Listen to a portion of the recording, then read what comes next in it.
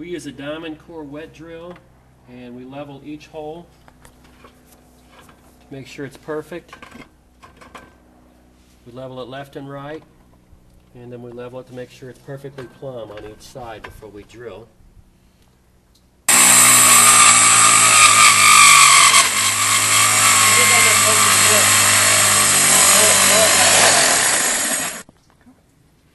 We use a non-conductive polypropylene sleeve. Goes down into the hole.